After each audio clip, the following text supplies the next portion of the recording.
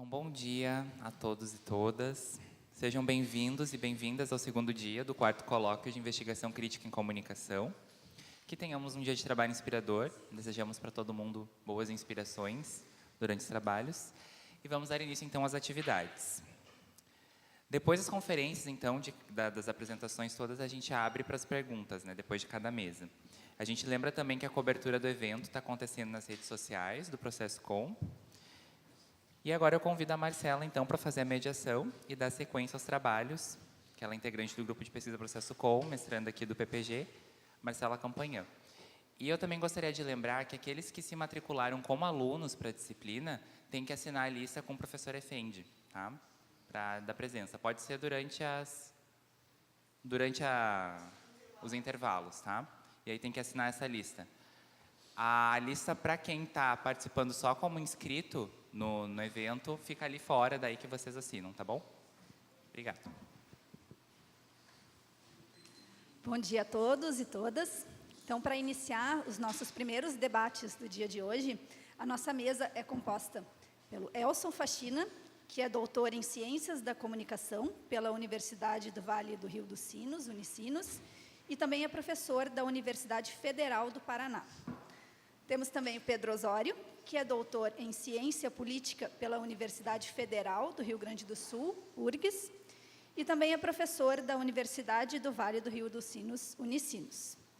Também compõe a mesa o professor Antônio Fausto Neto, que é doutor em Sciences de la Comunicación et la Información, École des... Não vou conseguir falar completamente, mas École des Hautes Etudes en Sciences Sociales, na França. Professor também da Universidade do Vale do Rio dos Sinos, na Unicinos.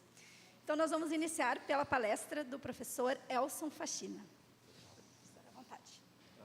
Tem como usar aqui? Fica mais fácil.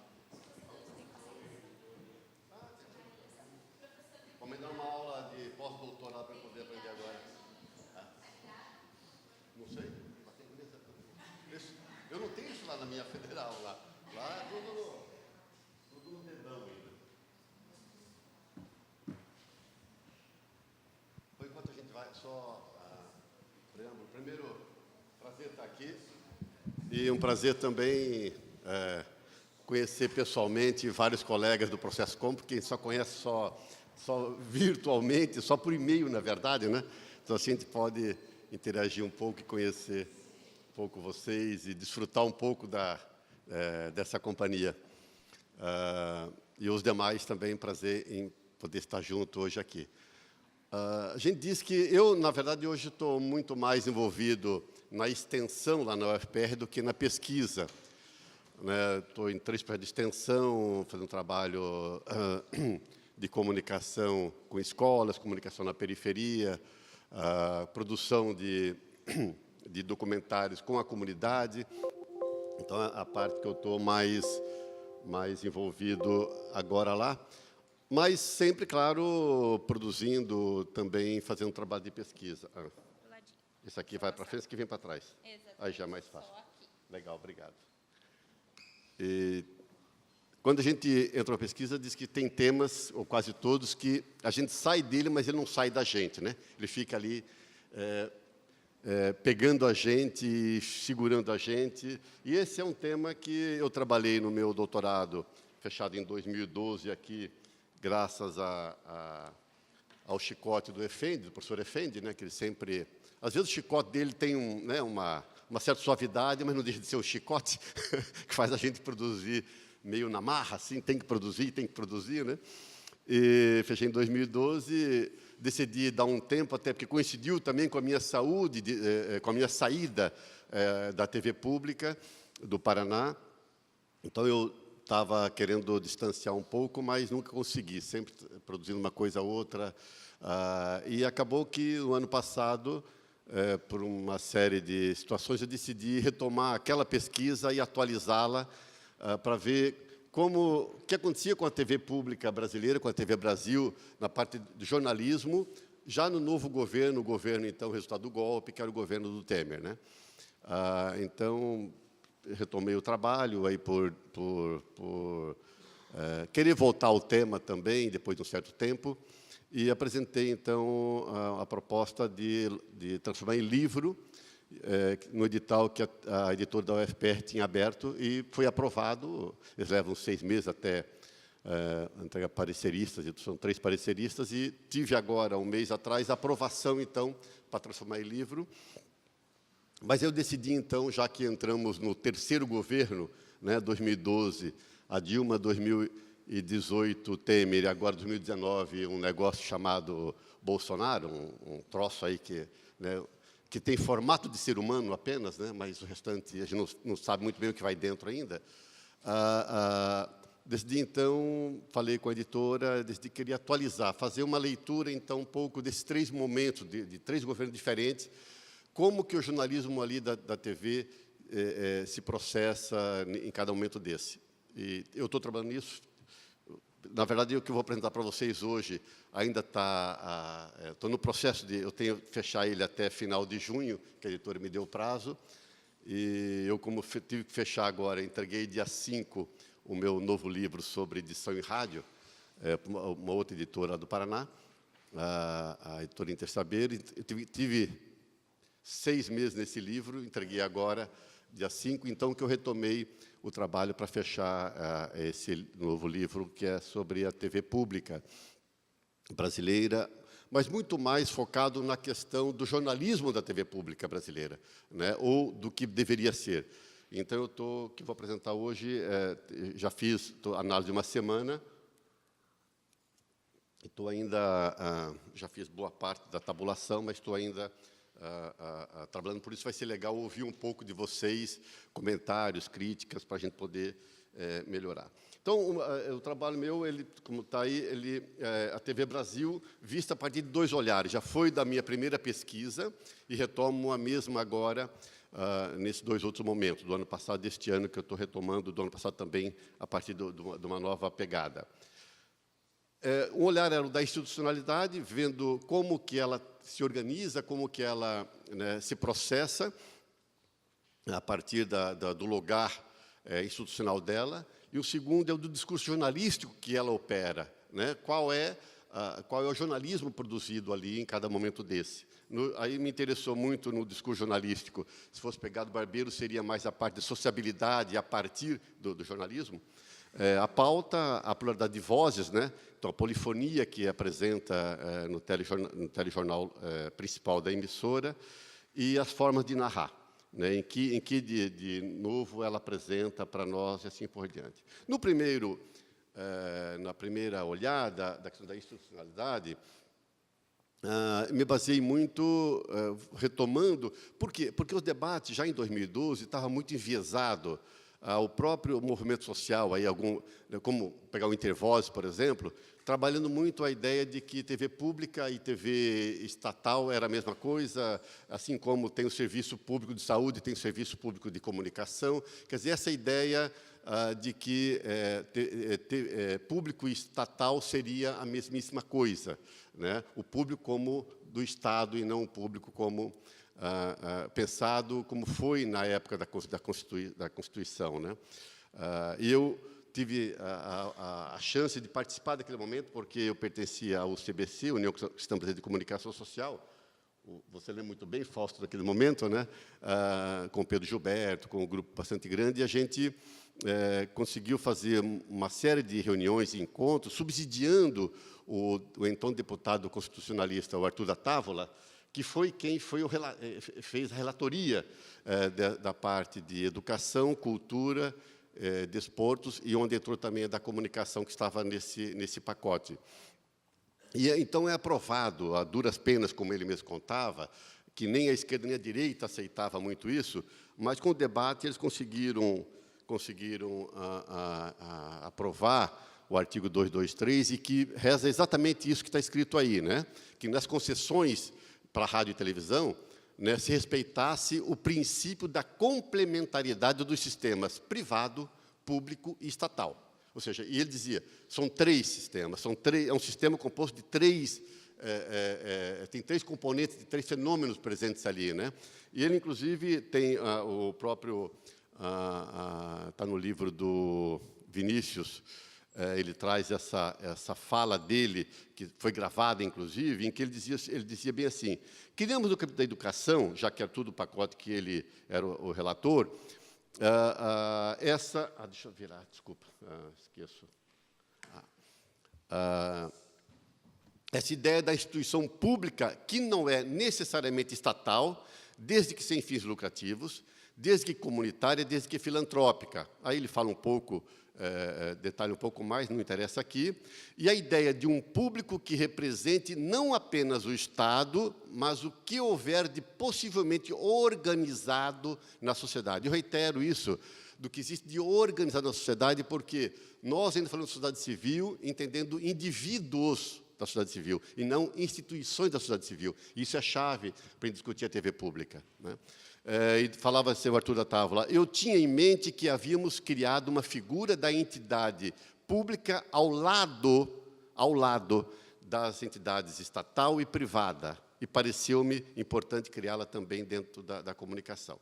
Pois, mais na frente, num artigo, ele vai falar o seguinte: na educação, essa figura foi meio engolida pelas comunitárias, como ele vai dizer depois, e ele, antes de morrer, ele tem um artigo que ele fala o seguinte: nós só vamos conseguir avançar na comunicação na hora que a gente criar mesmo o conselho o Conselho de Comunicação, que está também, não foi regulamentado, mas está na Constituição Federal.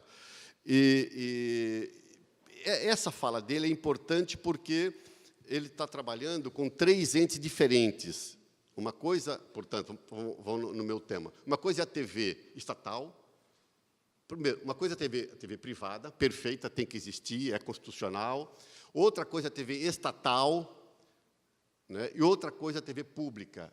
E que grande parte de quem não participou daquele debate, mesmo o pessoal da esquerda, tem defendido, tem colocado isso meio na berlinda e dizendo que isso é uma pira e assim por diante. Então, tenta fazer uma TV que não consegue ser estatal, porque ela é governamental, não consegue ser pública, porque não tem como ser pública, mesmo que seja estatal. Essa é a primeira pegada, a partir de onde... Então, eu olhava sempre a partir, vamos chamar assim, na minha tese, trabalhei muito a leitura gramsciana, da sociedade dividida em 3 esferas, né? A esfera privada, a esfera do Estado, como ele chama, e a esfera da sociedade civil. O outro, então, é discutir o discurso jornalístico, e eu me baseei aí no Rezende, na Clímaco Medina e alguns outros autores, em que eles fazem uma crítica, e ela é muito contundente para nós que estamos no dia a dia do jornalismo. Hoje em dia, já estou há 3 anos fora do jornalismo, da prática, né, de modo geral, mas é um discurso muito autoritário e muito... Ele se basta por si. Eu peguei aqui alguns trechos, o Rezende fala assim: vivemos em busca, do jornalismo, vivemos em busca de fórmulas facilitadoras que nos ajudem a aprender o mundo de maneira simples. Queremos tê-lo explicado muito mais do que problematizado. Ele vai dizer, então, esse é o problema do jornalismo, né? Mas, na frente, ele vai ter outras falas, ele vai dizer o seguinte: o jornalista, diante de pressupostos conceituais que formatam o seu texto, a necessária busca da verdade, valor encravado na pressuposta imparcialidade de quem relata o fato, lá está melhor do que aqui, se esvai do narrado e raramente se apresenta enquanto autor, né? Não há, na perspectiva da narrativa jornalística tradicional, alguém que conta a história.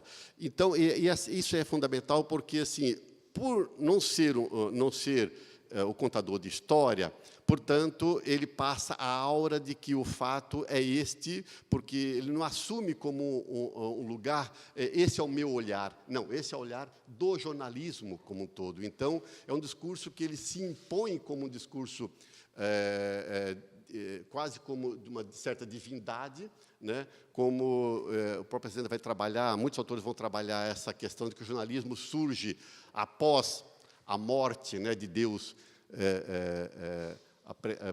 pregada pelo Nietzsche, né, e que o Nietzsche vai perguntar, né, que verdades, que divindades teremos que criar agora para substituir esse narrador único, esse grande narrador. O jornalismo nasce, então, com essa preocupação de ser, uma certa aura de divindade. O que ele diz é a verdade absoluta, não é a verdade a partir de um olhar, a partir de quem conta a história. Então, esta situação é que eu queria ver se a TV pública conseguia avançar um pouco nisso, né? E veja que essa confusão que eles falam, ela tem um agravante de que os sujeitos do enunciado, eles são apagados, né?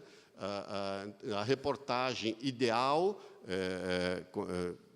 divulgada hoje por todas as TVs, indistintamente de onde ela vem, ela tem, né, 75% a 80% da fala é do jornalista, que não se apresenta como autor, né, como narrador, e sim como essa certa divindade. Então, 75% a 80% é uma fala de um Deus, e outros 20%, 25%, às vezes 28%, no máximo, não chega a 30%, aqueles que corroboram, que carimbam, olha, está certo, né? A fala da Dona Maria, que ficou na fila 2 horas, a fala, a opinião do especialista. Então, ou seja, é aquilo que vem corroborar para um discurso que fica meio com essa aura. Então, essas duas preocupações minhas. E, portanto, eu, então, decidi analisar, na época, e continuei com isso, o principal telejornal da TV Brasil, que é o Repórter Brasil, está indo ao ar agora de 8h15 da noite até as 9 da noite. Né? Cabe dizer que há um problema, primeiro, que eu não trato aqui, que é o problema do acesso à TV Brasil. Né? Quer dizer, então, você tem um governo que cria... eu trago na minha tese, inclusive, uma fala do Laurindo Leal Filho, em que ele disse o seguinte: o Lula disse, nós temos que criar uma rede para divulgar uma outra verdade, isso em 2006. E, quando ela é criada, parece que ela não dá conta disso. Né? E esse principal telejornal ia no ar antes das 9 às 10 da noite. Né? Então, eu tentei focar ali qual é o lugar de enunciação dele, desde onde ele fala. Né? Então, aí eu fiz a primeira pesquisa. Então, analisei em profundidade 21 reportagens de 3 grandes coberturas que a TV dedicou ao longo daquele período. Uma foi a famosa polêmica do livro didático criado pelo Jornal Nacional, que foi um dos briefs mais loucos da história do telejornalismo, porque é uma coisa que não existe, os caras mostrando um livro, dizendo que o livro do MEC ensinava a falar errado. Quando, se você virasse a página, você via que o livro dizia, olha, portanto, falar que nós foi, né, legitima, é do discurso informal, aceito como tal, virava a página e dizia, no entanto, na linguagem formal, né, mas isso não foi tratado pelo Jornal Nacional, em uma reportagem de mais de 5 minutos, e a TV Brasil dedica depois 5 reportagens sobre esse mesmo tema, da mesma forma. Quando eu pergunto para o repórter, que ele depois pediu que não fosse citado, falei, você leu o livro do qual você fez a reportagem? Ah, não deu tempo, a gente não leu. Eu falei assim, você sabe que o livro é esse aqui? Ele olhou, desculpa, isso não tinha na época, isso da TV Brasil, ali ao lado do MEC. Né? Então, só para isso eu fui tratando um pouco no meu trabalho. Depois, o Código Florestal Brasileiro, em que, impressionantemente, a Rede Globo fez uma reportagem no dia da aprovação superior à da TV Brasil, porque ela vai ouvir fontes internacionais criticando o novo Código Florestal, e a TV Brasil não fez isso. E o despejo do Pinheirinho, que foram 9 reportagens sobre aquele famoso despejo que botou na rua da noite para o dia quase 8.000 pessoas, mais 2.000 famílias, de um terreno que pertencia ao cara que faliu a Bolsa de Valores do Rio de Janeiro, ao Najas. Né? Também olhando como que ali toda a discussão, o centro da discussão se dava entre se a polícia bateu ou não bateu, se a família apanhou ou não apanhou, quer dizer, o conflito principal, que era a aprovação feita por um juiz cujo irmão era um dos dos caras que tinha dívida, né? Aliás, ele tinha em haver da massa falida. Tudo isso aí o telejornal não trouxe, embora a Carta Capital fez uma reportagem imensa nesse sentido. Em paralelo, eu fiz a observação de uma semana, porque eu queria saber se essas 3 coberturas eram uma questão isolada ou não. Então, eu analisei, mas aí vendo muito a estrutura do telejornal durante uma semana e observar como estava presente ali o Estado, o mercado e a sociedade civil organizada, né? E foi isso que eu, então, retomei agora. Bom, e tudo aquilo que eu fiz corroborava exatamente com as 3 pesquisas, né? Com as 3 grandes reportagens, né? Séries de reportagens. Eram séries sempre, nenhuma tinha menos do que 5 reportagens cada uma, pelo menos. Eu retomo, então, no ano passado, no governo Temer, como eu falei, e neste ano decidi retomar com o governo Bolsonaro. E aí, eu fiz aqui, então, o que eu estou trabalhando agora, só mostrar para vocês um pouco, as diferenças que tem de um governo para o outro, né? Então, no governo Dilma, que foi em maio de 2012, eu peguei maio de cada ano, por uma questão, né, aleatória, na verdade, a gente teve, durante aquela semana, 96 reportagens lá em maio de 2012. E eu não estou andando para frente, eu esqueço, caraca. Está aqui.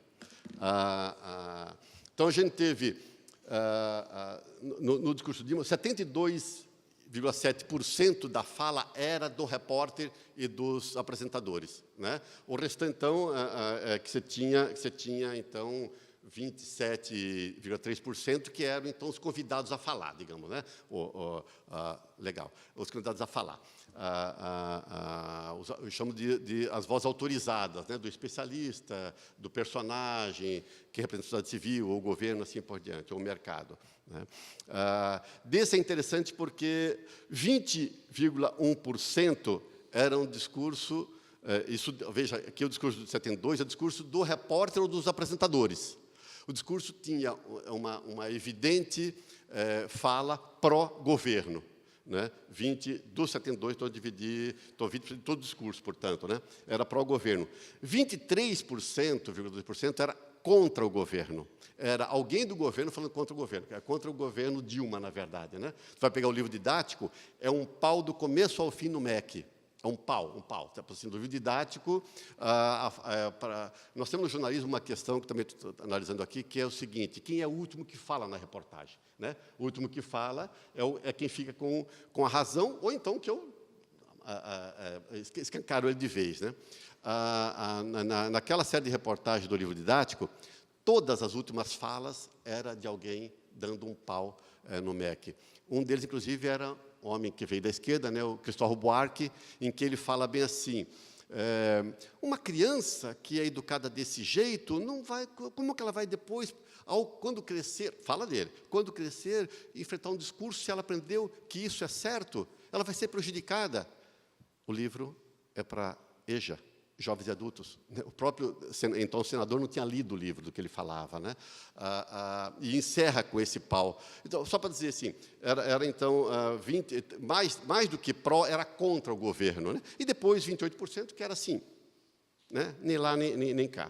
No governo Temer, 104 reportagens, eram reportagens um pouco menores, 76,7% era discurso, então, discurso jornalístico, né?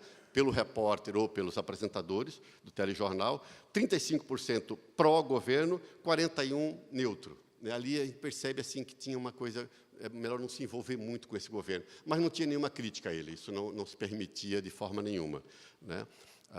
No governo Dilma, quando eu entrevisto dois, eles dizem o seguinte: é que nós não podemos ser chamados de TV do governo. Como já dizem muito que é a TV do Lula, então nós temos que distanciar. Então, a crítica parece que era assim meio para dizer, nós não somos do governo, tá legal? Então, você percebe que batia mais do que falava bem, né? Não estou aqui só mostrando os fatos. E no governo Bolsonaro, 61 reportagens, são reportagens muito mais longas, tempo também de 45 minutos só agora, e não mais 1 hora. 75%, né, de discurso, que é a fala dos repórteres e apresentadores, então um discurso jornalístico. 62% desse é pró-governo Bolsonaro, é pró. né, e 13% é neutro. Quer dizer, um telejornal extremamente do governo. Você percebe ali. Eu conversava ontem com um amigo meu que continua trabalhando lá, ele falou o seguinte, cara, aqui é o seguinte, cara, ou fala do governo, ou então não fala de ninguém, ou você está fora. Né? Ele é concursado, ele fala, olha, a gente aqui, eu consegui sair de jornalismo, estou indo para outra área, ele falou assim, mas aqui a ordem, e é isso, a perseguição não tem jeito. Eu falei, e se vê fora, aqui dentro é muito maior, dizia. Mas, claro que só foi uma conversa informal com ele. No restante, então, dos convidados a falar, dos sujeitos autorizados à fala, né? Então, nós temos aí 11,8% do Estado, né? Então, pró e contra, veja a diferença ali. Não veja porra nenhuma, agora vocês vão ver. Né? Agora, eu não passei lá, cacete, né? Esse aqui era do governo Dilma, né? Esse era do governo Temer, eu não fui mostrando, eu fico... Pronto, agora vou ler lá, que aí não engano mais vocês. Né? Então, tá. Não, só pegar aqui, então. Isso que eu falei para vocês, mostrando os 3 governos, né? A diferença que tinha entre eles.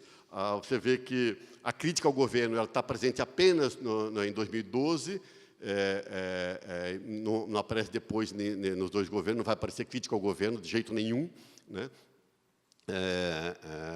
E ela vai ser muito intensa pró-governo agora, no atual momento, a análise feita agora da semana passada.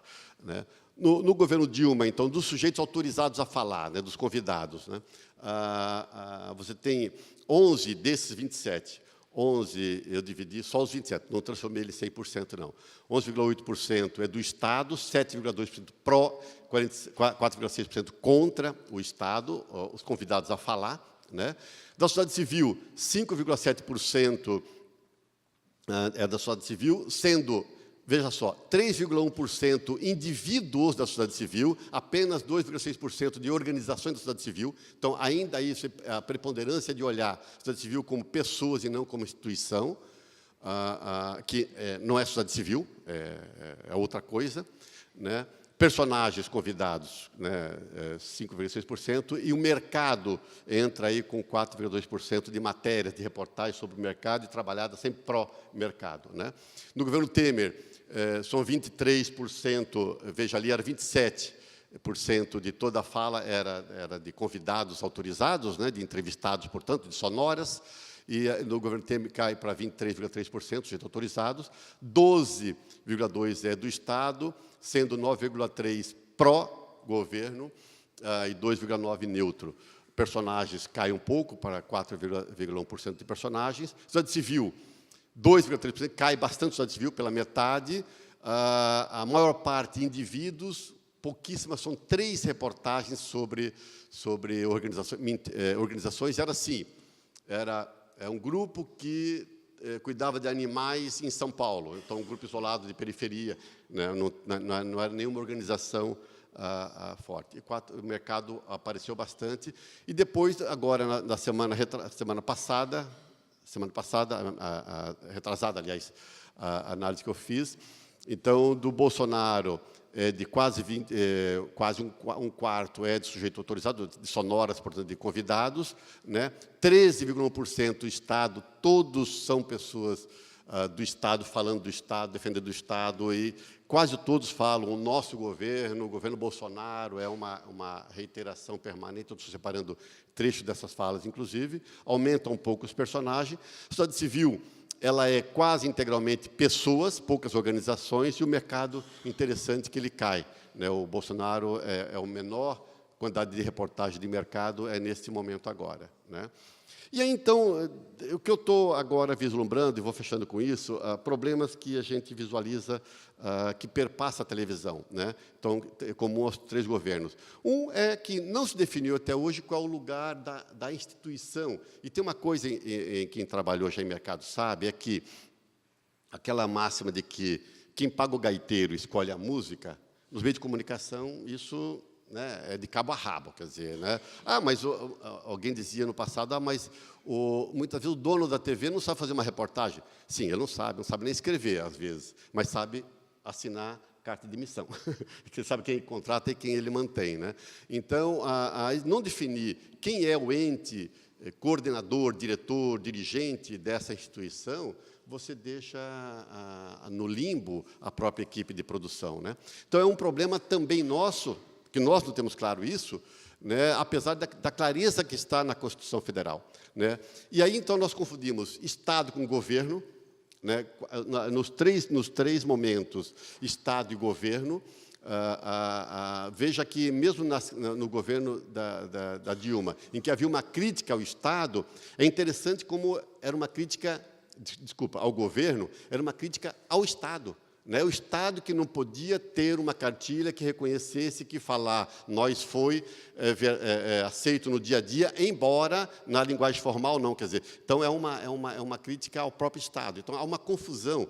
Nós tínhamos que bater no Estado para dizer que a gente não era do governo, né? E, claro, que os três governos também nunca lutaram para ter uma TV de fato estatal. E nós confundimos Estado com público, como eu falei no começo, né? Quando pensamos em TV pública, é aquela paga pelo governo, ou que seja pelo Estado, mas feita por um grupo de intocáveis. E aqui está um problema. Mas isso na BBC é assim. Tá, não vou discutir no Brasil, quer dizer, ou a gente pensa uma TV pública que ela seja representativa também da sociedade civil organizada, ou então nós vamos ter achando que um grupo de intocáveis fecha com isso, né? Não pensamos, nós não pensamos em discutir a televisão e a rádio como uma disputa do campo, disputa de hegemonia. Quem tem hegemonia? Nós não fazemos essa discussão, nós estamos longe disso. Um segundo, vou rápido nele, porque já botaram uma palavrinha ali, FIM, não é o FMI. O segundo, que é o problema do discurso jornalístico, né? Assumimos como válido o discurso triunfalista de divindade jornalística por ser o detentor da verdade do fato. Assumimos como única narrativa válida a que fora formatada pela mídia tradicional. Nós não inovamos. A TV pública, até agora, não inovou em nada de pensar uma nova forma de fazer jornalismo, né? De narrar o fato e assim por diante. Não pensamos o jornalismo como espaço da dialética. Precisamos de jornalismo como espaço da verdade. O jornalismo é aquele que vai, acompanha o acontecimento, um fato, extrai dali a verdade, e não extrai dali o debate, a dialética, que vai gerar o conhecimento. Esse é o nosso problema. Eu acho que nós não entendemos, na nossa área, o que é hegemonia, não entendemos o que é dialética. E aí é grave, porque a gente não faz democracia. E, por último, né, o terceiro problema, que é nós estamos lutando com uma velha moribunda, né, que é a TV pública. A TV aberta, desculpa, a TV aberta. E esse debate nos engole, né? Faz a gente perder o foco de pensar em novos espaços de comunicação, das redes sociais, por um lado, e, por outro, de pensar o jornalismo moribundo, tanto quanto a velha TV aberta. Nós vivemos jornalismo sem credibilidade, perdendo credibilidade a cada dia, né? E as fake news surgindo como se fosse a nova verdade. Para um jornalismo que se tornou tão insípido, tão inodoro, tão incolor, que perdeu o seu lugar. Não estou olhando para você. Que perdeu o seu lugar. Ótimo essa, né? Se eu não olho, não vejo. Né? Não vi nada que você levantou pela terceira vez esse negócio aí. Então, um jornalismo que ele não busca se repensar como jornalismo. O jornalismo que ele se tornou, ele se afastou tanto da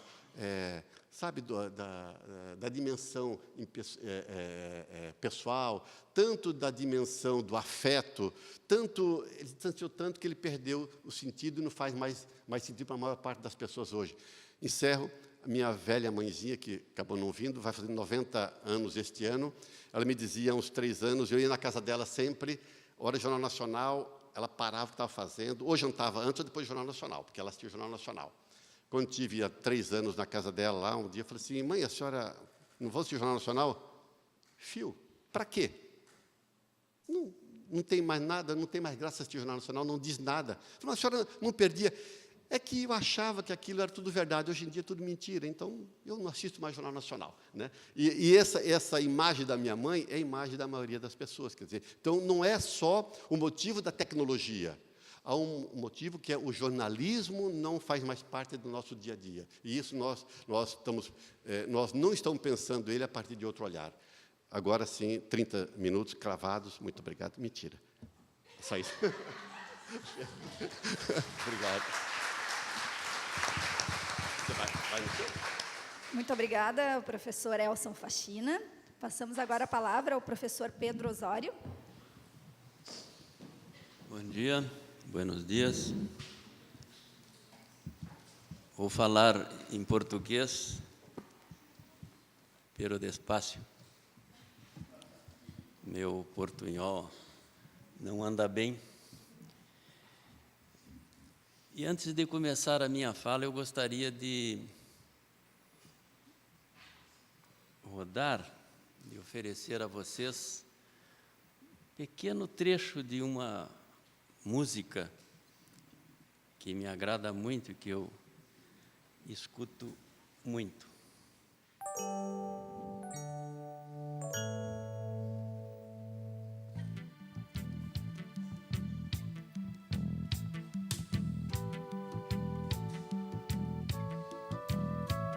El rico tiene casa grande, nosotros rancho chico. Apenas un techo de paja, apretaditos, amontonaditos y el suelo para dormir. Apenas un techo de paja, plantamos un yuyo y ya se viene la comisión con el desalojo. Indio Aragán, ni un árbol son capaces de plantar. Y los hermanos se envidian, se pelean borrachos, se acaban entre ellos. Y los ricos muestran su odio. Nosotros pobres sucios, gediendo a humo, sábalo asau pa' todos. Lindos ladrillos acarreamos nosotros pa'l rico. Y paredes de barro, agata, tenemos nosotros, no más.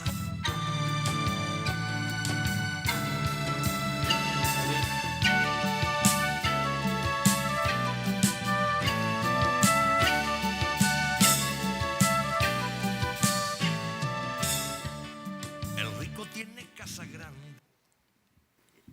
Este companheiro se chama José Carvajal e esta música é de um disco chamado Entre Putas e Ladrones.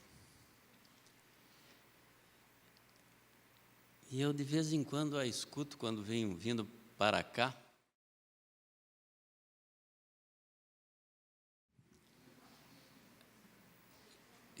Fugindo à minha obrigação de ficar acompanhando o podcast, o que eu também devo fazer, porque, e aqui eu tento fazer uma aproximação do jornalismo com cidadania comunicativa, porque eu procuro pensar o jornalismo me valendo de uma definição de política que o Adelmo Genro Filho, um teórico de jornalismo, faz sobre a política. Ele também escrevia sobre isso, quando ele se referia à política como o trânsito das essências. E eu considero o jornalismo também um trânsito das essências.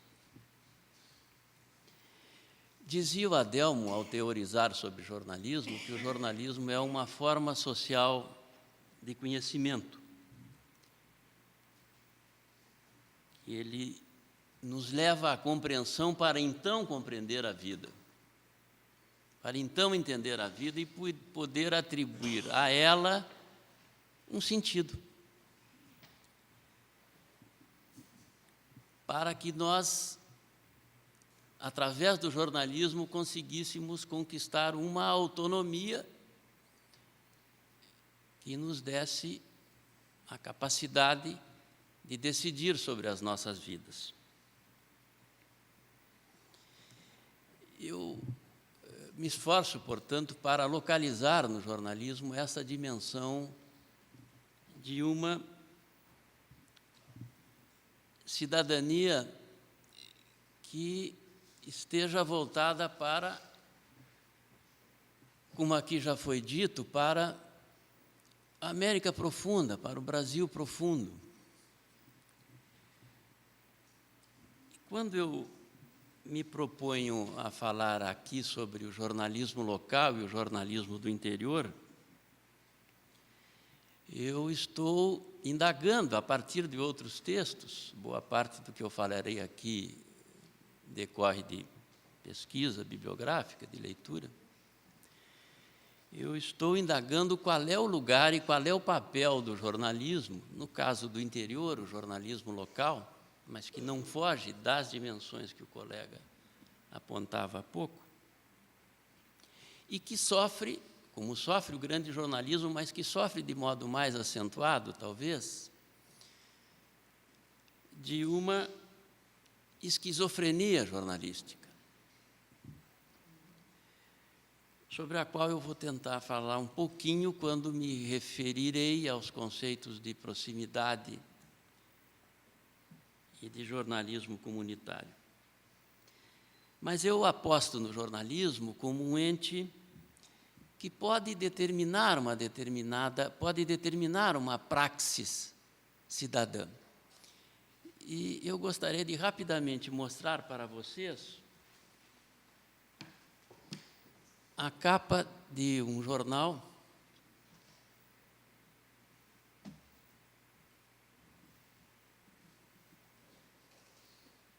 Esse jornal é feito aqui na Unicinos.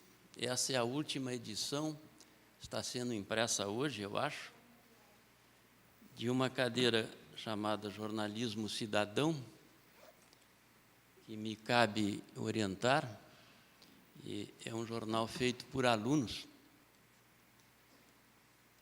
E esta reportagem singela fala de uma determinada menina chamada Sol, que foi deixada pela mãe que se perdeu nas drogas, com uma cuidadora, e nunca mais voltou. E essa cuidadora adotou a menina, luta para formalizar a adoção. E esse jornal é feito neste semestre, provavelmente nos próximos 3, seguindo a rotina da cadeira, da disciplina, nenhuma ocupação, por isso ele se chama Enfoque, que é o nome do jornal, Ocupação Justo, que é o nome da ocupação onde moram quase 4.000 famílias. E o Justo é o sobrenome da família que reivindica aquela terra que estava abandonada. E, periodicamente, fizemos, na periferia de São Leopoldo, um jornal onde quem fala é a comunidade. Eventualmente, alguma fonte oficial, mas é a voz de pessoas que pretendemos possam se reconhecer um pouco mais através dessa publicação. É isto, podemos retirar. Podemos tirar a imagem, não precisamos mais dela. Bem, este jornalismo local, que pode se apresentar nestas formas experimentais, que, como eu mostrei há pouco, mas que pode se apresentar do ponto de vista institucional também com essa proposta, ou parcialmente com essa proposta, esse jornalismo ele está desaparecendo. Vamos tomar como sinônimo de jornalismo, para efeito desta exposição, as empresas que mantêm as organizações noticiosas. Sabemos que muitas organizações ditas noticiosas não fazem jornalismo. Mas vamos tomar como sinônimo estas organizações. Elas estão desaparecendo por razões que eu vou tentar demonstrar aqui, mas evidentemente pelo predomínio das grandes redes. As evidências de que elas estão desaparecendo são muito claras. No Brasil, de 2011 a 2018, fecharam 81 jornais. Em 2018, foi publicado um Atlas da Notícia, que é uma pesquisa de um Instituto de Desenvolvimento para o Jornalismo, basicamente, tem outras organizações, é liderado pelo Alberto Dines, que é um veterano jornalista e pioneiro de crítica da mídia aqui no Brasil. E esse Atlas atualizado, ele investigou a existência de veículos impressos, digitais e radiodifusores. Localizou 12.647, que estão presentes em 2.700 municípios, o Brasil tem 5.000 e poucos municípios. Ocorre que nesses 2.700 municípios vivem 177 milhões de pessoas, 85% da população brasileira. Mas 30 milhões de brasileiros, ou 15% da população, vive no que o estudo chama de deserto de notícias,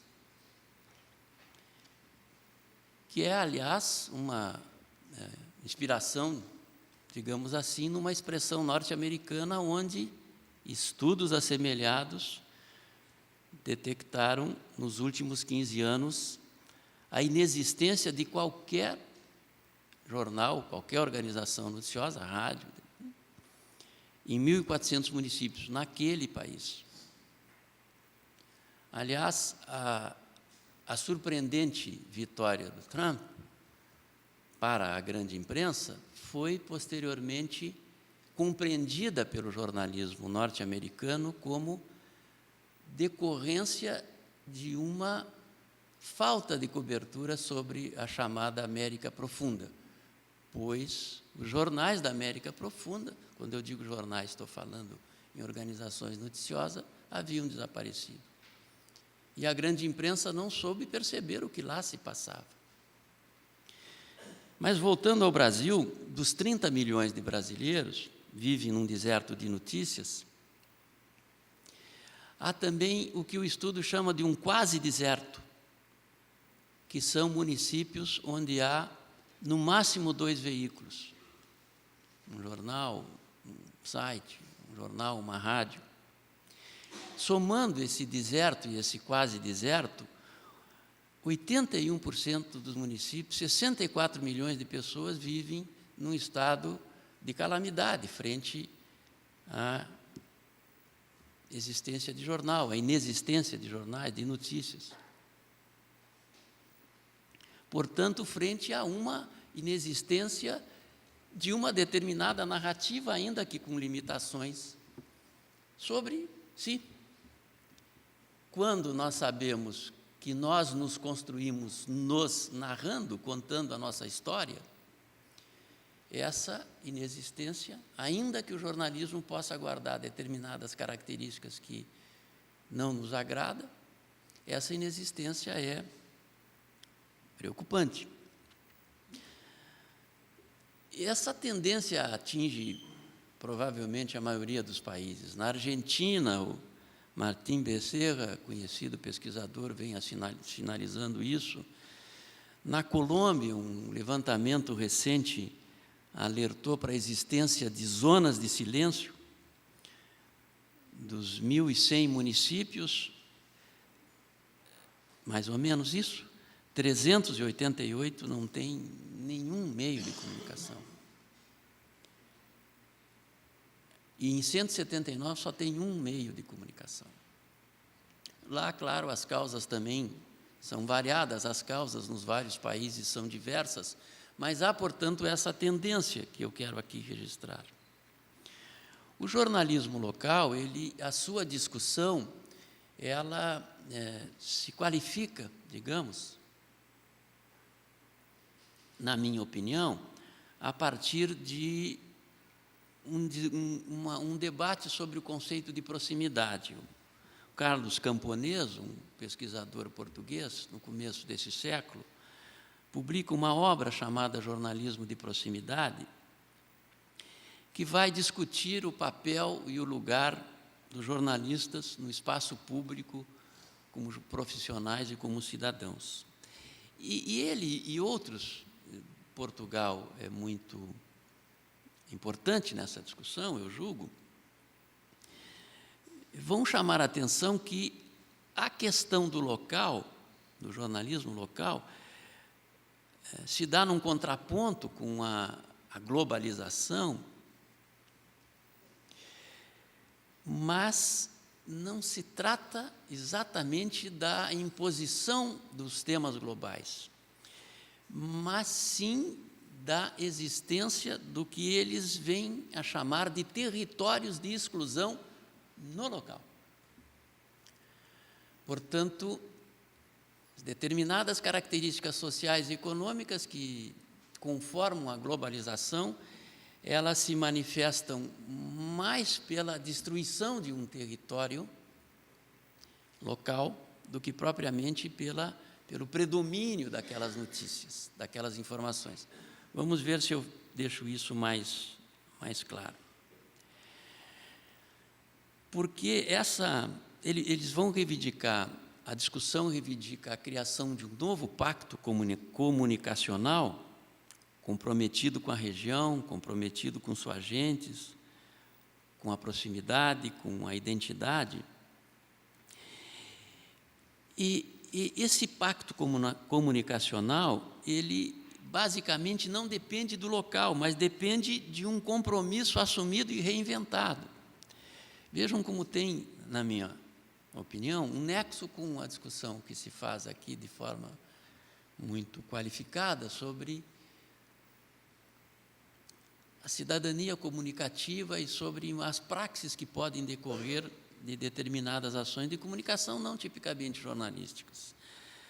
Mas a ideia de compreender um jornalismo próximo depende da compreensão de que se trata de reinventar aquele local, de um compromisso assumido com um local que precisa ser reinventado. E as armadilhas todas estariam, portanto, basicamente nas formas discursivas, isto é, na inexistência de uma determinada narrativa que poderia reinventar, poderia reintegrar.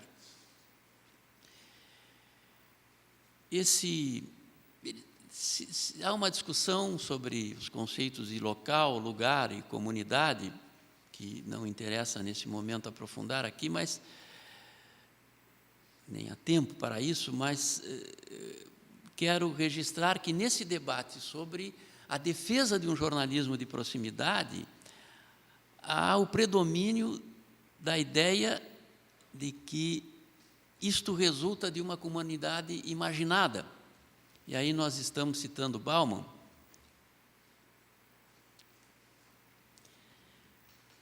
que vai decorrer de uma ideia compartilhada de uma síntese de segurança e liberdade. O debate sobre jornalismo de proximidade, portanto, sobre a qualificação desse jornalismo, ele vai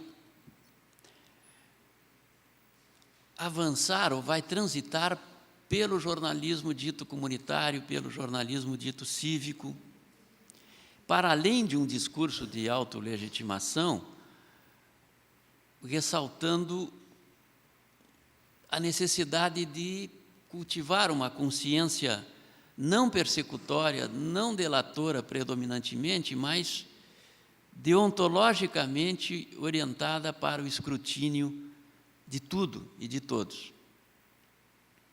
Oposto, portanto, das características que o professor mencionava há pouco sobre o jornalismo, no caso, o jornalismo público. Esta reivindicação de um jornalismo comunitário com maior participação da sociedade, ela esbarra em fatos muito repetidos. Quais são esses fatos? Eles decorrem de um determinado recuo da sociedade quando os temas deixam de interessar para determinados setores. Um determinado recuo que, em parte, está relacionado com a inviabilidade do cidadão acompanhar diariamente o que se passa na sociedade e produzir relatos e informações sobre isso. Por isso, se reivindica um jornalismo profissional, e, de outra parte, porque há um movimento mesmo da sociedade nesse sentido. Aqui em Porto Alegre, na iniciativa chamada Orçamento Participativo, que marcou época e que foi fruto de muitos estudos acadêmicos, iniciativa essa que eu tive a oportunidade de acompanhar pessoalmente, isso se notou com muita clareza. Em determinados ciclos, grupos sociais se afastavam do debate sobre o destino dos recursos para a cidade. Então, o jornalismo comunitário, cívico, ele também se debate com isso, o que complexifica essa discussão e reforça a ideia de um jornalismo de proximidade local, trabalhado, executado por profissionais. Esse jornalismo local, ele se debate com um modelo de negócio. E aqui vamos falar de dinheiro, de recursos? Sim, vamos falar de recursos. Ainda ontem eu orientava uma reportagem que um aluno fará sobre o MST, o Movimento dos Trabalhadores Rurais Sem Terra, e as suas cooperativas. Aqui no Brasil, as cooperativas agrícolas, agropecuárias, estão toda hora falindo. Como é que as cooperativas do MST não estão à beira da falência? Bem, esse é um assunto interessante, mas com isso eu quero dizer, há que ter dinheiro, há que ter recursos, há que produzir meios de vida, de subsistência, há um lucro extraído disso aí. Os jornais locais, naturalmente, também vão depender disso. Mas eles estão marcados por uma tradição de mimetismo, né? Por uma repetição das notícias dos grandes meios e por um modo de fazer jornal equivocado. E esse mimetismo, aliás, atinge de modo muito forte aqui no Brasil as rádios comunitárias. Como o meu tempo se acaba, eu vou rapidamente me referir ao que eu chamo de produção de conhecimento, que deveria marcar o jornalismo, mas deveria começar marcando o jornalismo local. Acho que o jornalismo local, para a sua praxis cidadã, ele precisa se posicionar como produtor de conhecimento. E o Adelmo Genro Filho, teórico a qual eu me referi há pouco, ele vai defender o jornalismo como produção de conhecimento a partir de uma categoria que ele adota, que é a categoria do singular. E antes disso ele faz uma discussão sobre o jornalismo, à procura da sua essência. Ele vai dizer, olha, o jornalismo, dizem que o jornalismo é comunicação, ok, é comunicação, mas não é só isso, não diz essencialmente o que é o jornalismo. Dizem que o jornalismo é integração e adaptação, que ele serve para nos colocar na sociedade. Bem, isto é um avanço da definição, mas não vai dizer o que é jornalismo. Disse, Adelmo falando, dizem que o jornalismo reforça a hegemonia burguesa, reproduz a dominação de classe. Ok, isso também acontece, mas essencialmente não diz o que é jornalismo. Jornalismo seria então apenas dominação? Refutando esses conceitos, ele vai sustentar a ideia de que o jornalismo é uma forma social de conhecimento assentada na singularidade, que é uma forma de conhecimento. Ele vai dizer, bem, nós conhecemos o mundo pela arte, nós conhecemos o mundo pela ciência, há outras formas de conhecimento, evidentemente, mas ele trabalha com essas duas, E, dito isso, ele vai buscar em Hegel as categorias do universal, particular e singular, e vai se apoiar na categoria singular para dizer, bem, a singularidade é aquilo que é o menos genérico. Ela, a partir dela, é o menos generalizante. A partir dela, das coisas singulares, nós podemos apresentar o mundo às pessoas de modo que elas possam começar a compreendê-lo. Eu diria, modestamente, que a capa que exibíamos há pouco é uma manifestação singular de uma realidade social, que de imediato nos remete para a vida que ocorre naquela comunidade de pessoas que foram lá morar porque não tinham onde morar e que se organizam e que nunca apareceu nos jornais locais aqui de São Leopoldo. Então, o jornalismo como forma social de conhecimento, do meu ponto de vista, adotando essa teoria, ele vai contribuir para o reforço de um jornalismo local, um jornalismo de proximidade, que possa estabelecer nexos com uma praxis cidadã, com uma praxis social que efetivamente nos humanize. Por fim, esse discurso de um jornalismo com essas características, ele só pode se sustentar, na minha opinião, apoiado por políticas públicas de comunicação. Não vejo como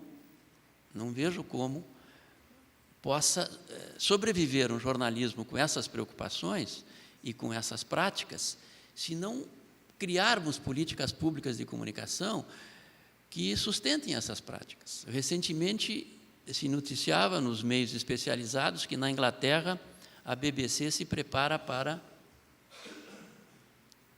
subsidiar o jornalismo local, criar um fundo de fomento ao jornalismo local.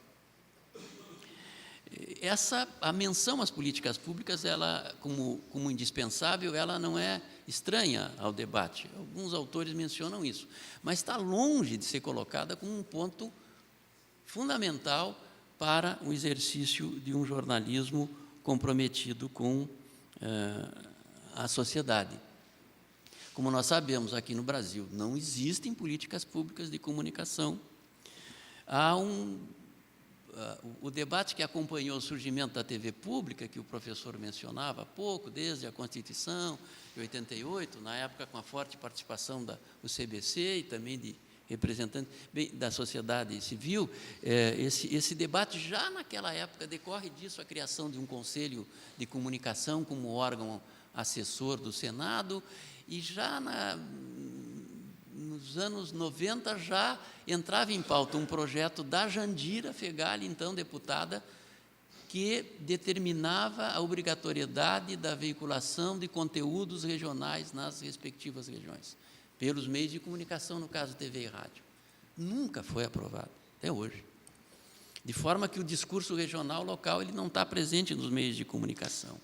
Falta política, falta orientação, falta a baliza do Estado, não dos governos, necessariamente, mas do Estado, que possam delimitar e orientar uma determinada forma de fazer jornalismo. Essa discussão ela é complexa do ponto de vista político e social. Os grandes meios de comunicação sempre nos dizem que estamos tentando censurá-los, quando dizemos que, tal como nas demais áreas, o Estado deveria orientar a sua comunicação, mas ela parece imprescindível. E acho que o jornalismo tem, portanto, essa possibilidade, o jornalismo local e regional, essa possibilidade maior ainda de contribuir para uma sociedade diferenciada e de, quem sabe, se aproximar daquela ideia do Lorca, pouco antes de ser fuzilado, quando ele dizia: estou e estarei sempre ao lado dos pobres. Eu espero que isso venha acontecer e confio que o trabalho de todos nós, especialmente dessa juventude aqui presente e dos seus mestres, que me honraram com o convite, a quem eu quero agradecer, estar aqui nesta mesa com os colegas, E esta juventude e estes jovens pesquisadores, assim orientados, possam levar adiante essa ideia. Era isso. Muito obrigado.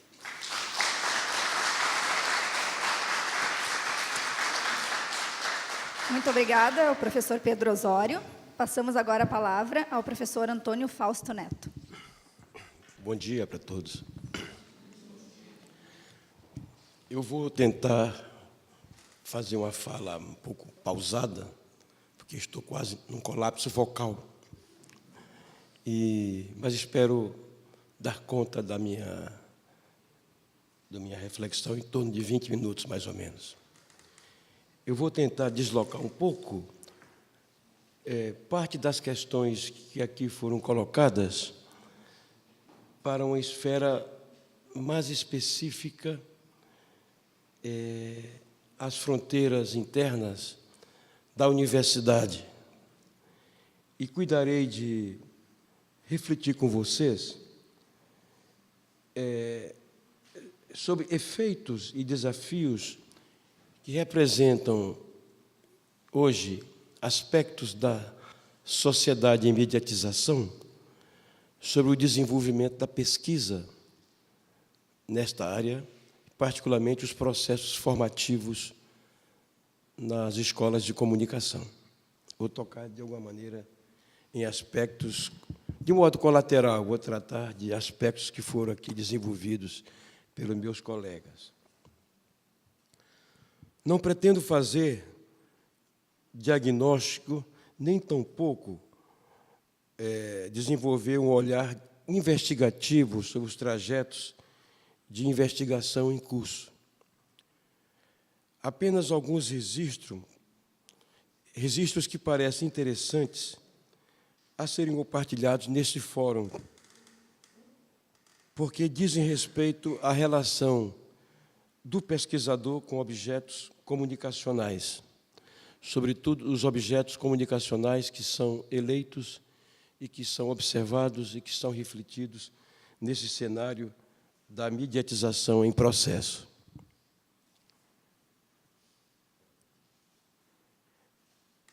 Vou, de alguma maneira, levar em consideração algumas referências que não são tão longínquas à nossa vida, à nossa realidade, porque esse conceito de mediatização, ele foi pensado de modo pioneiro e de modo crítico aqui nas grandes fronteiras da América Latina. Não é um conceito anglo-saxão, nem tampouco um conceito originalmente distante. As trajetórias que foram desenvolvidas na América Latina para pensar essa evolução que se dá neste campo, sobretudo nos modos de funcionamento dos meios. Então, particularmente, esse conceito foi pensado de um modo pioneiro na Argentina, nos anos 90, em um seminário que foi realizado na Universidade de Buenos Aires, quando ele foi lançado em debate, desencadeando um longo processo de trabalho, culminando hoje mais praticamente de 30 anos de formulação.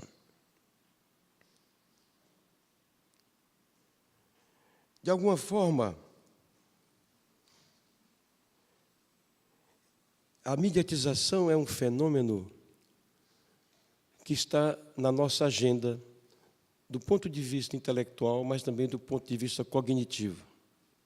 Está na nossa experiência, está no nosso dia a dia, está na nossa relação com os outros, particularmente nos processos que orientam as nossas pautas formativas no ambiente da escola de comunicação. Então, esse conceito, ele pressupõe, de nossa parte, algumas considerações que eu quero desenvolver com vocês, e valorizando largamente uma noção que é a de observação.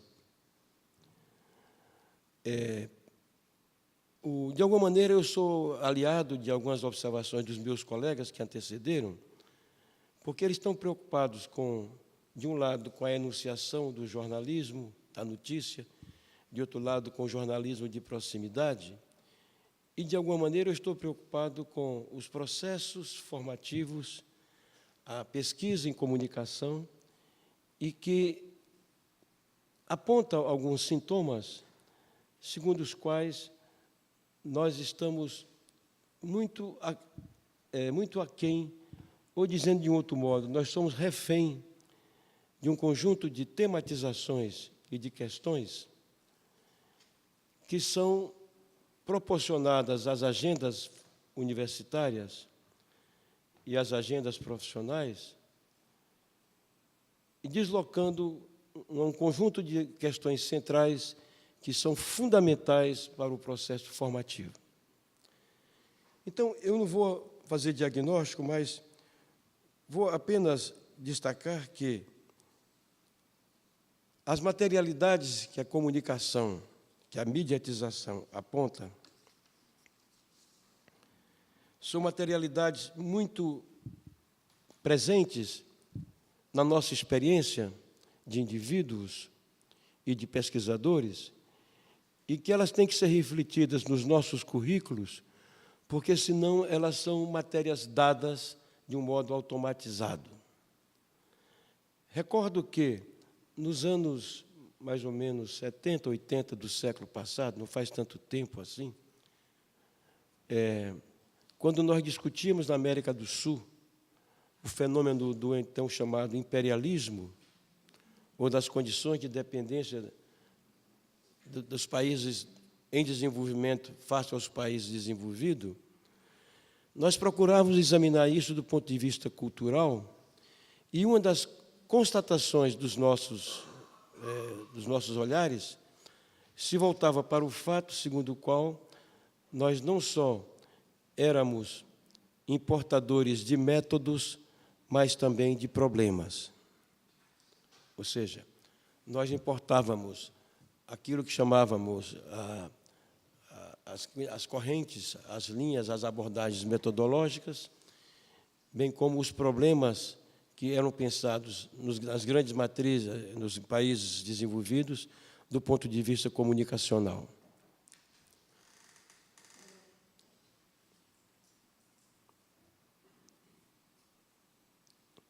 Parece-me, portanto, que, antes de lançar algumas questões sobre esses processos observacionais,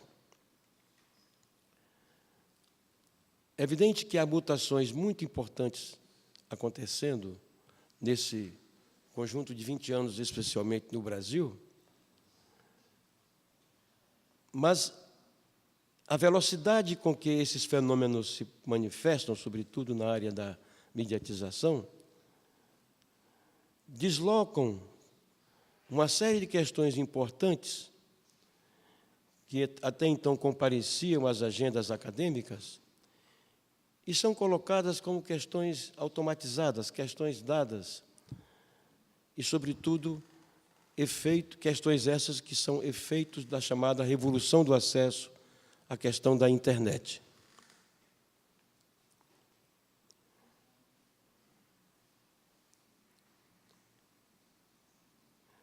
É evidente que, de um lado, não podemos eludir ou ignorar que a mediatização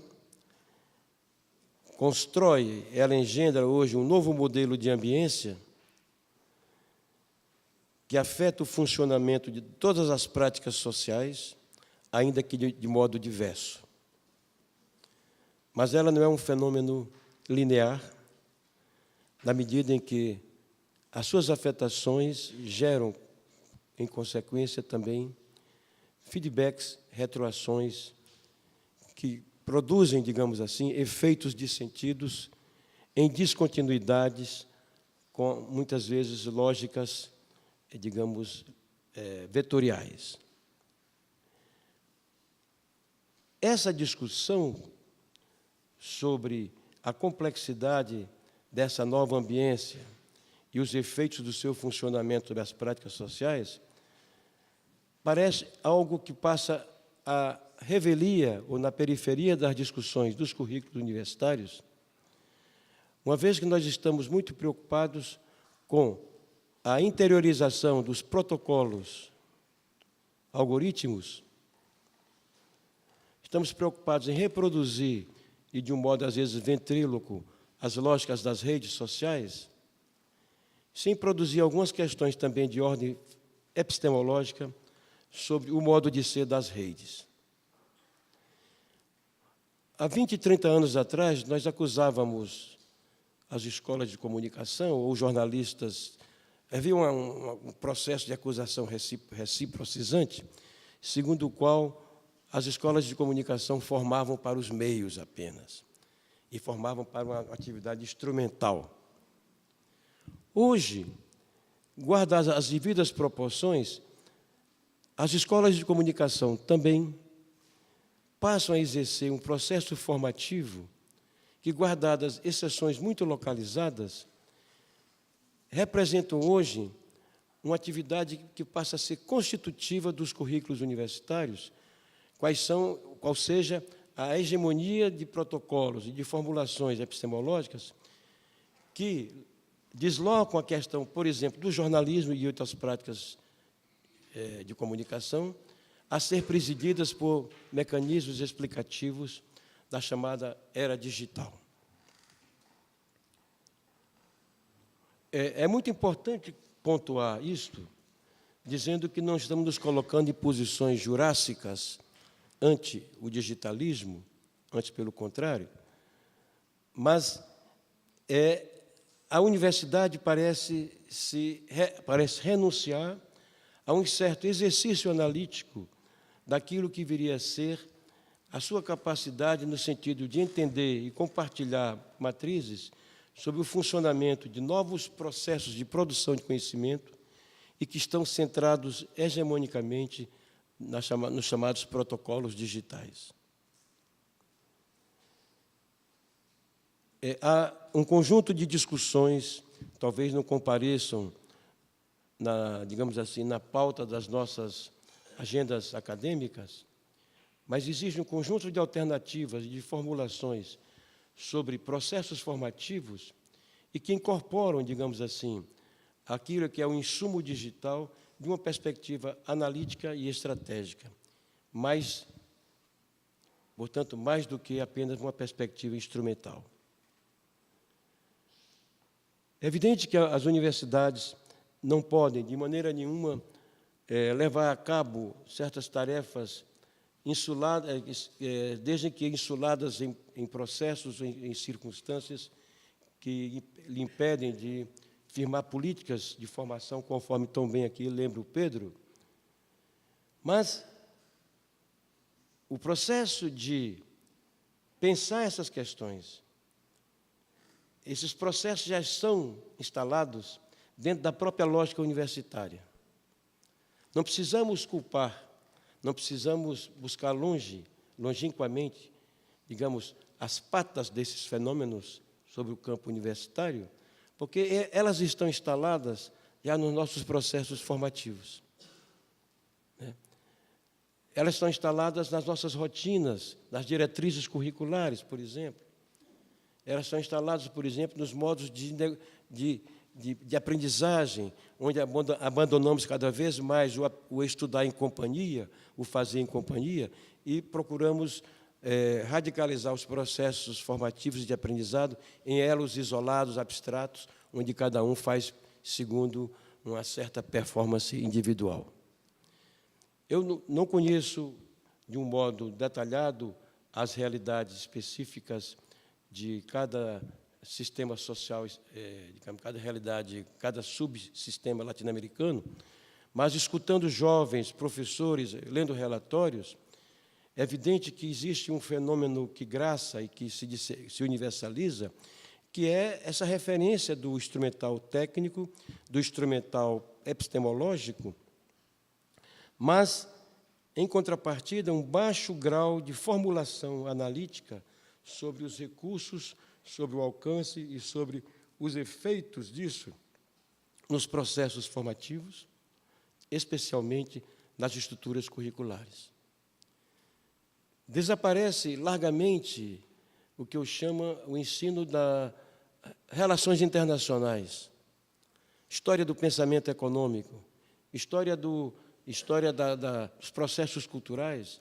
Quer dizer, a universidade segmenta, ou ela vai anemizando, digamos assim, as estruturas curriculares, de modo tal que certas disciplinas, certos laboratórios de formação passam a ser compêndios complementares àquilo que representa a estrutura curricular.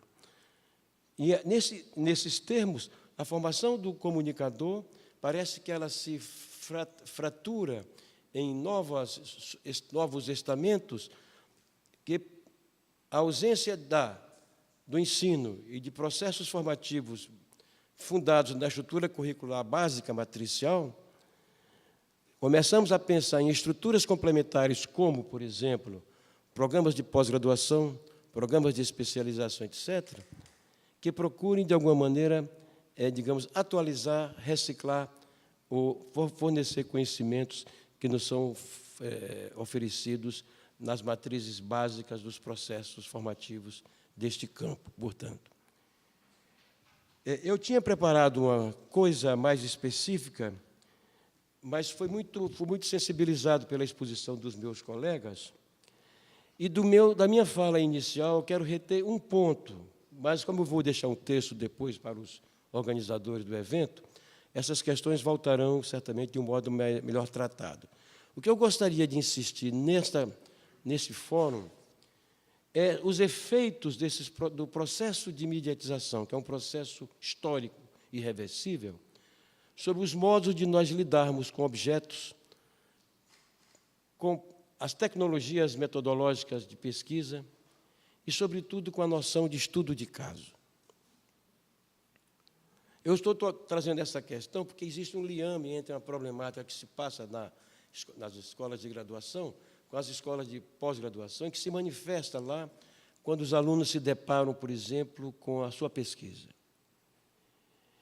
E uma das angústias que os alunos vivem, que nós vivemos também, é que os objetos passam a ser crescentemente perecíveis. Os nossos objetos de estudo são perecíveis, porque eles mudam numa velocidade tal que aquele objeto que foi apresentado no início de curso de cada aluno, ao cabo de 2, 3 meses da sua formação, esse objeto se torna caduco, ele passa a ser, digamos, a ser desqualificado, a ser reformulado, porque os fenômenos, né, de mediatização crescente tratam de acrescentar algo de novo à complexidade do objeto em estudo. Isso é um aspecto.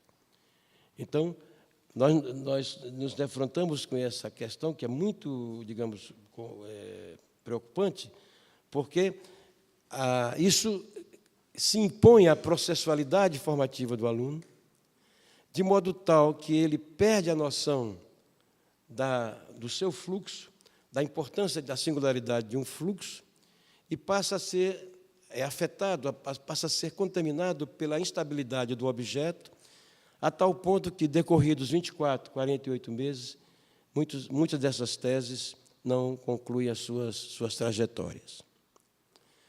Uma outra questão muito importante, que me parece que eu gostaria de pontuar, e estava no meu roteiro aqui, é a natureza do chamado estudo de caso, né?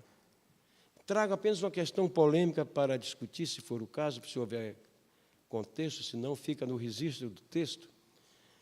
Eu acho que há uma mudança desse fenômeno chamado estudo de caso, do caso mediatizado, do caso midiático para aquilo que viria a ser hoje o caso mediatizado.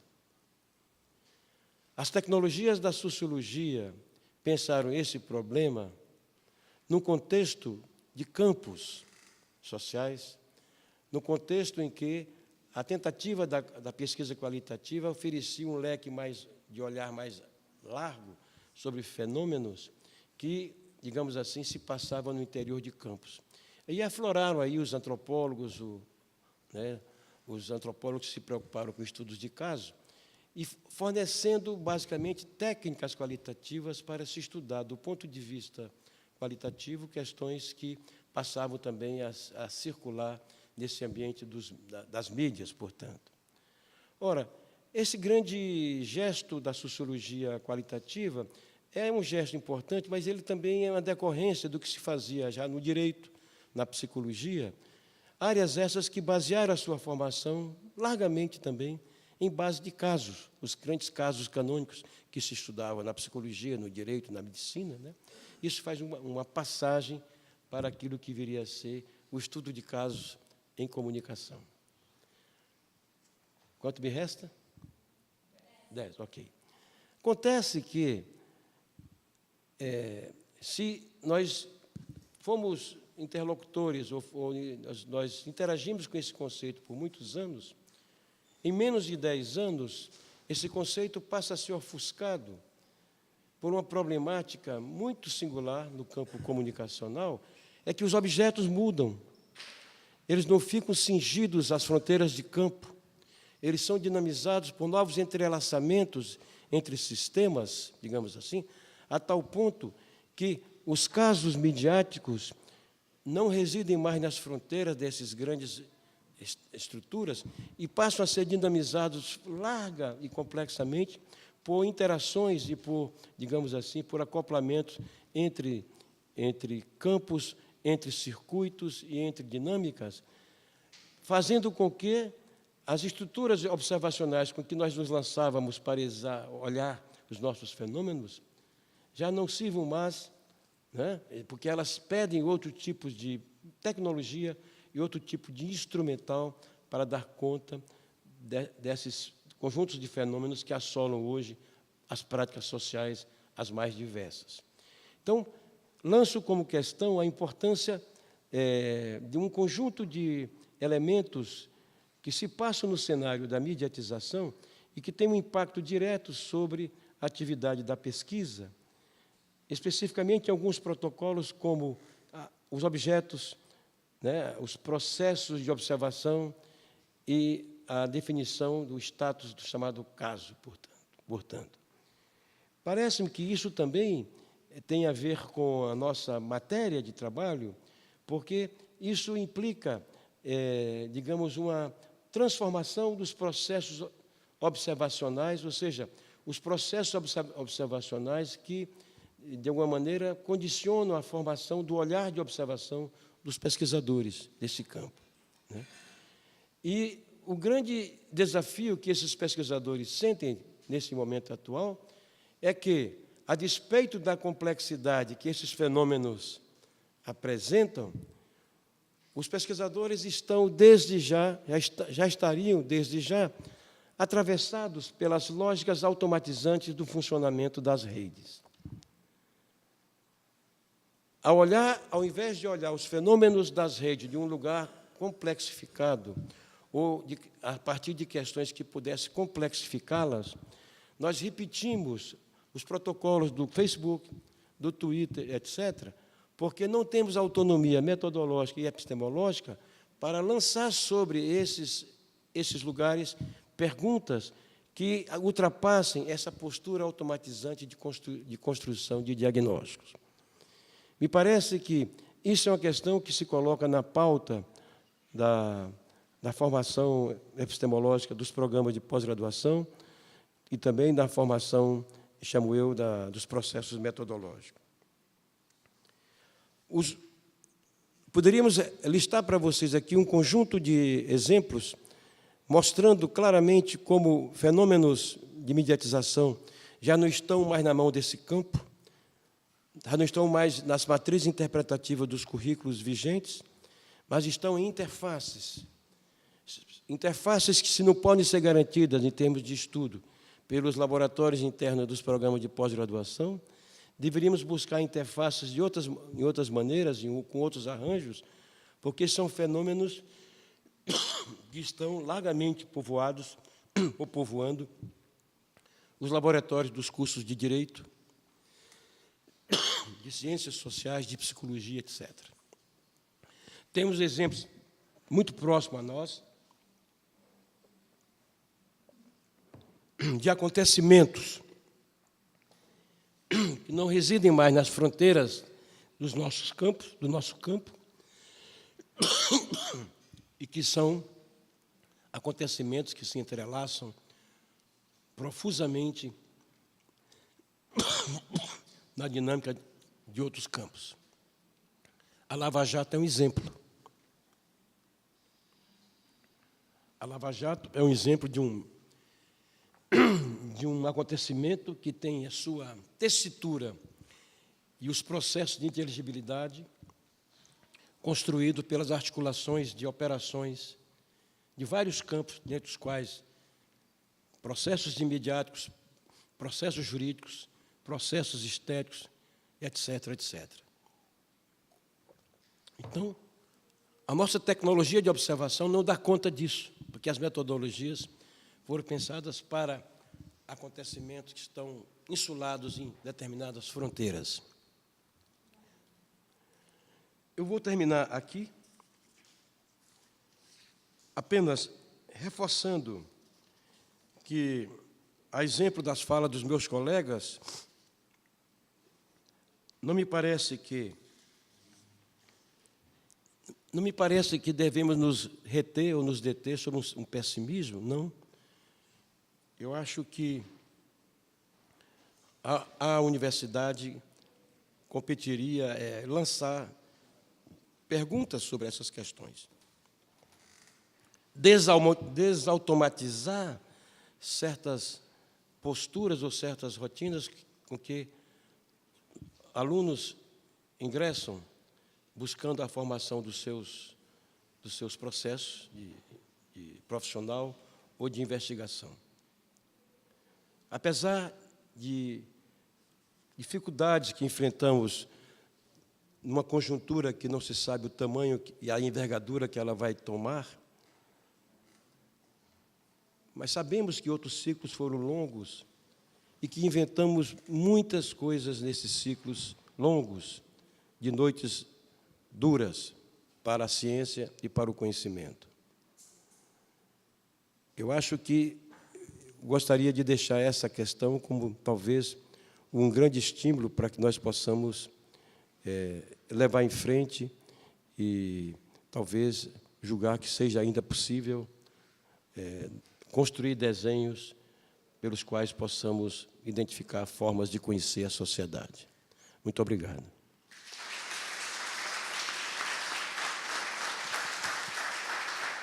Muito obrigada, professor Fausto Neto. Nesse momento, nós vamos abrir o espaço para perguntas. Então, quem tiver alguma questão pode levantar a mão, que o colega Guilherme leva o microfone.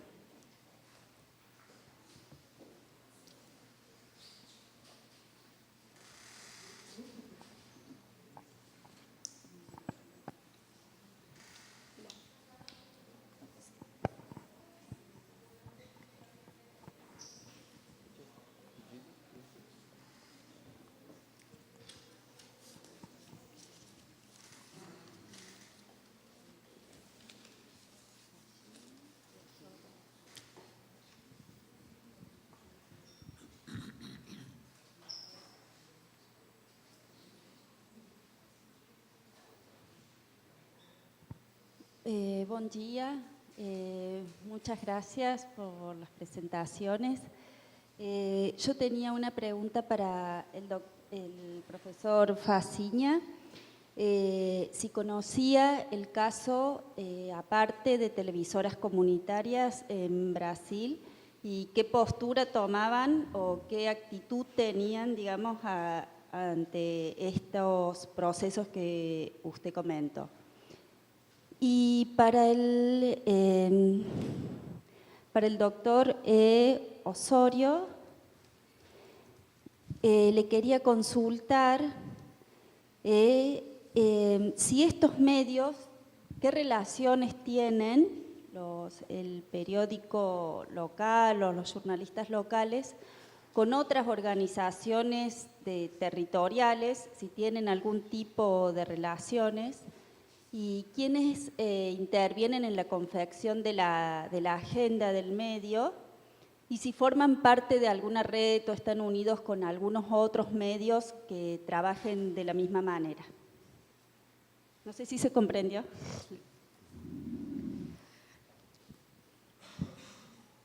Mais alguma pergunta?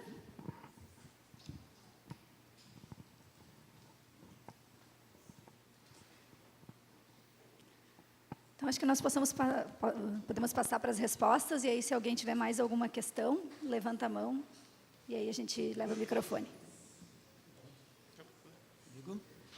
Bem, estes jornais locais, assim genericamente definidos,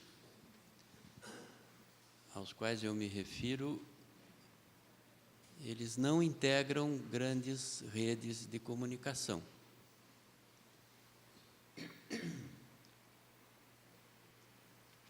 O Brasil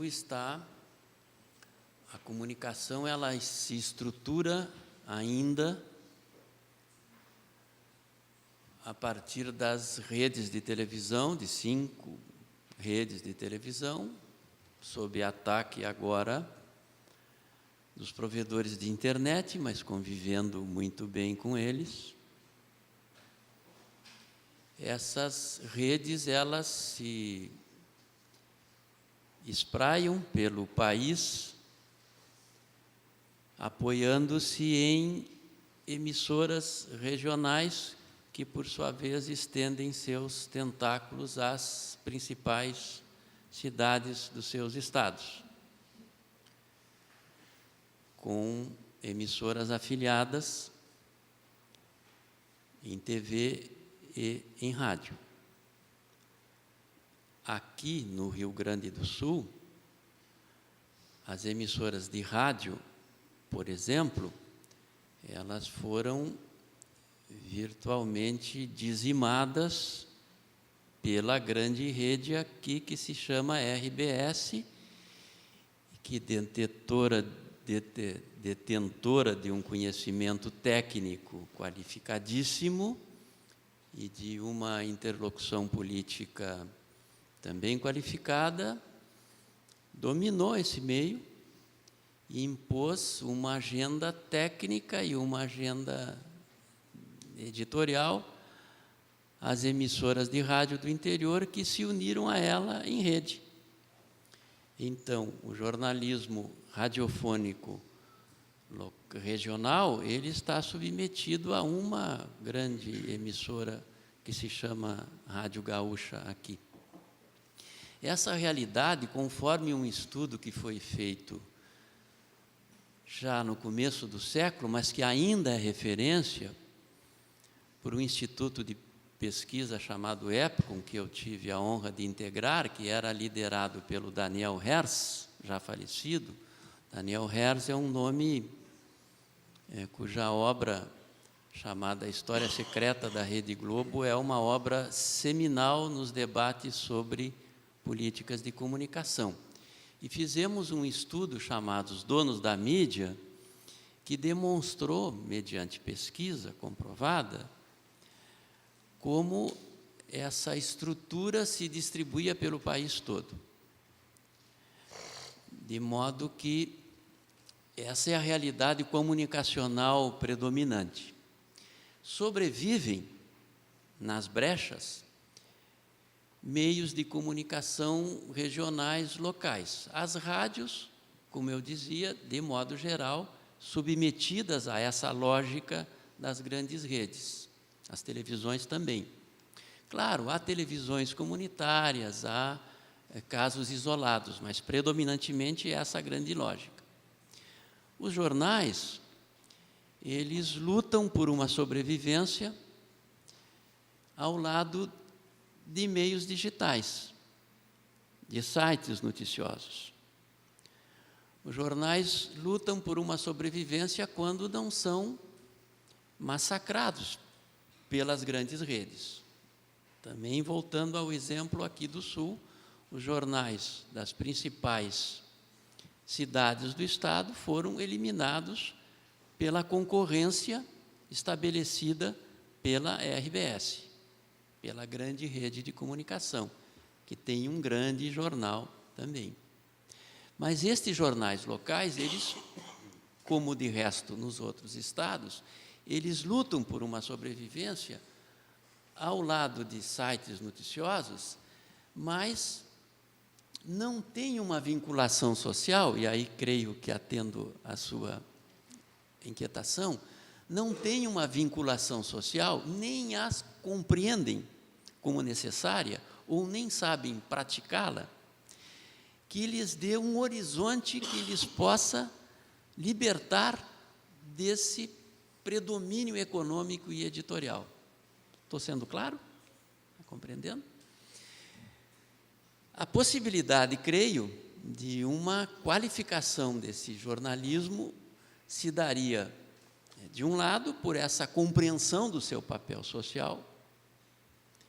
Às universidades compete uma responsabilidade que elas não exercem sobre esse meio. Não se tem notícia de uma universidade... Não quero ser injusto. A Universidade Federal de Santa Catarina realiza, neste momento, por estes dias, está publicando mais uma fase de um relatório em que ela analisa esse fenômeno na cidade de Joinville, em Santa Catarina, com muita qualidade. Mas, predominantemente, as universidades não se debruçam e nem contribuem para a qualificação desses jornais. De outra parte, há também, e isto inclui os sites noticiosos, essa despreparação, essa incapacidade de produzir notícia e relatos locais, mas nos jornais, e aqui concluo, há um absoluto despreparo para a migração, esta que o professor chamava a atenção, para a migração para os conteúdos digitais. Quando os jornais tentam transitar pela internet, de modo geral, e este não é um fenômeno só brasileiro, eles reproduzem na rede os conteúdos e as formas e práticas que vêm do jornal impresso. Né? Não estão qualificados não compreendem como devem se posicionar nesse meio. Então, concluindo, os jornais locais, eles não estão vinculados às organizações sociais, de modo geral, não estão vinculados ao status quo, pretendem estar. Eles não têm uma relação, portanto, com o povo, com a população, com uma praxe cidadã, e eles sofrem de uma defasagem técnica, no estrito senso, muito grande. Eu creio que o professor Pedro já respondeu grande parte, o processo é o mesmo nas TVs comunitárias do Brasil, né?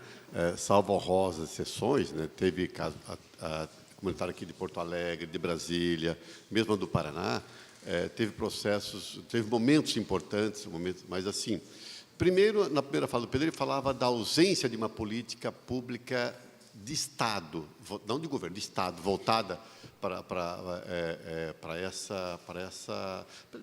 Tudo que é jornalismo comunitário, vamos chamar assim, não existe. A não existência faz com que, ao atribuir um canal, assume aqueles que têm um pouco de grana para tocar, porque fazer televisão é uma brincadeira muito cara.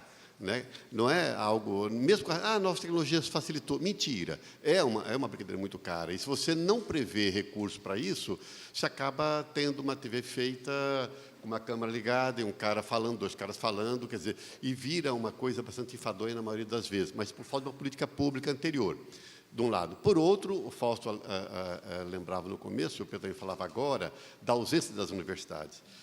Diferentemente, você é da Argentina?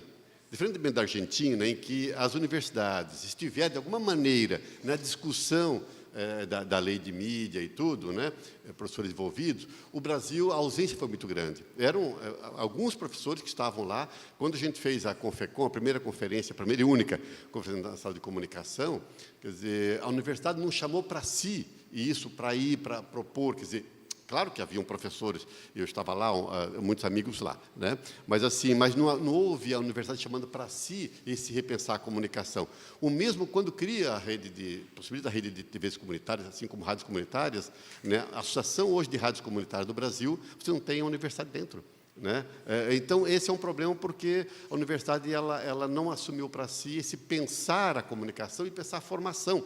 falando na questão da formação, né? Na área de televisão que mais eu trabalho. Nós formamos o mesmo profissional para atuar numa TV estatal, numa TV comunitária, numa TV comercial, como se fosse o mesmo jornalismo. Como se o jornalismo fosse essa aura que cabe em todo lugar. Quer dizer, não é pensar a sociedade a partir do lugar do próprio veículo, né?